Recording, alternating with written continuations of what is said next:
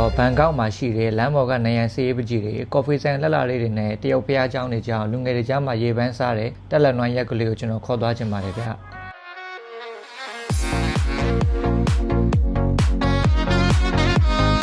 ဘန်ကောက်မှာဘတ်စကားဘယ်လိုစီးလဲဆိုလို့ရှိရင်ကိုစီးမဲ့ဘတ်စကားလာလို့ရှိရင်ကားကိုတားဖို့လိုတယ်ပြီးလို့ရှိရင်စပယ်ကလာပြီးတော့ပတ်စံလာကောက်လိမ့်မယ်ပေါ့နော်ဘတ်စကားတွေကတော့ဒီ AC ပါတဲ့ကားတွေလည်းရှိတယ်မပါတဲ့ကားတွေလည်းရှိတယ်ပေါ့နော်တော်တော်လေးကိုမဟောင်းနေတဲ့ကားတွေလည်းရှိတယ်ဒီမှာရာသီဥတုပူတော့ရင်ကျွန်တော်ညနာတော့အစီပြန်နေပေါ့ညနာအစီပြန်ရွှေတွေတက်တော့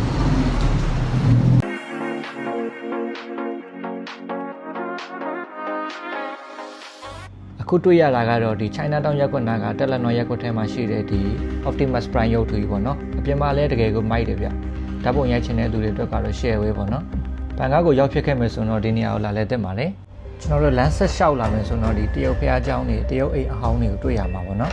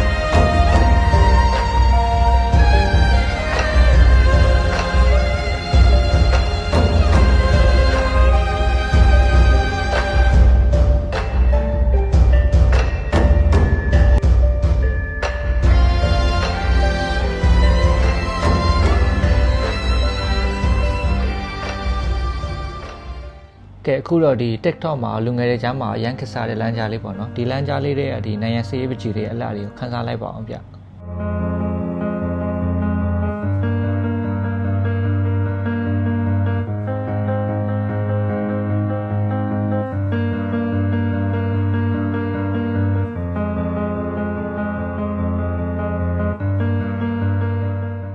ကယ်တော့ဒီဆိုင်မှာကော်ဖီလာတောက်ချင်တာပေါ့နော်ဆန်ပိတ်တာ9နိုင်ဆိုပိတ်တယ်ကျွန်တော်နောက်ကျသွားတယ်တမတာရက်စတရက်လို့ခေါ်တယ်ကျွန်တော်ရောက်တာနောက်ကျသွားပါလေလို့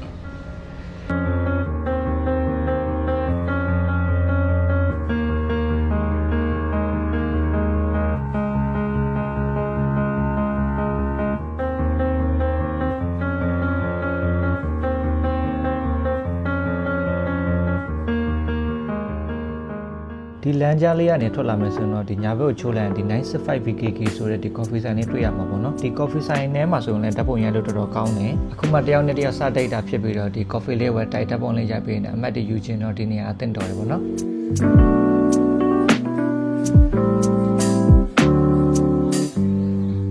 လမ်းလျှောက်တာလည်းနည်းနည်းကြာသွားပြီဆိုတော့7-11ကမုန်းတယ်အဲဒီနဲ့ဝယ်တောက်တယ်ပေါ့နော်မြန်မာနိုင်ငံမှာရှိတယ်လို့ပြောတယ်။ရမ်းကောင်းတယ်ဟိုအသီးဆိုလည်းအသီးရဲ့ flavor တိုင်းရတယ်ပေါ့နော်။ရမ်းမိုက်တယ်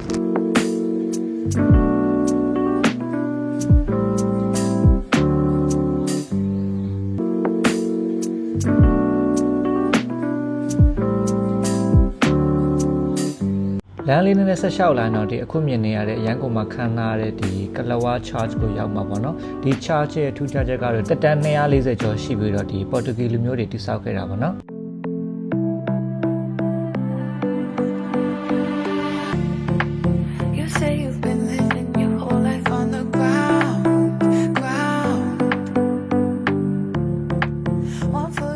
ဆိုမုံစာလေးတော့ပိုင်နေ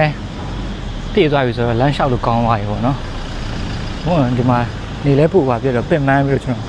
ချွေးအမြဲတမ်းထွက်နေတယ်။အင်ကြီးတွေပါတယ်ဆိုလို့ရှိရင်ပုံမှန်ဆိုတစ်ခါနှစ်ခါလောက်တော့ဝတ်လို့ရတယ်ပေါ့နော်။အပြင်သွားရဆိုရင်တော့မှအခုကတစ်ခါလောက်ပဲဝတ်လို့ရတယ်။ကျွန်တော်7-11အောင်နေရာတိုင်းမှာရှိတယ်။သူ့ရဲ့မုံနေရာလဲစားလို့တော့ကောင်းတယ်ပေါ့နော်။ဖေးလက်တန်နဲ့စားလို့လည်းကောင်းတယ်။ဆိုတော့ဆလနွိုင်းမှာတော့ဘာမှတိတ်မရှိဘူးပေါ့နော်။ဘာကျင်တော့ coffee ဆိုင်လည်းပိတ်ထားတယ်ဆိုတော့အခုတော့ခြေဥတည်းရောက်လာပြီ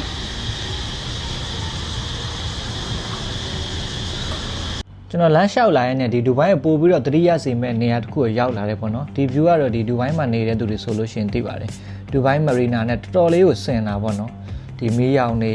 ဒီအလားပါတွေကတော်တော်ကြီးကိုဆင်နေပေါ့နော်ဆိုတော့ကျွန်တော်ဒူဘိုင်းကိုတတိယနေရင်းနဲ့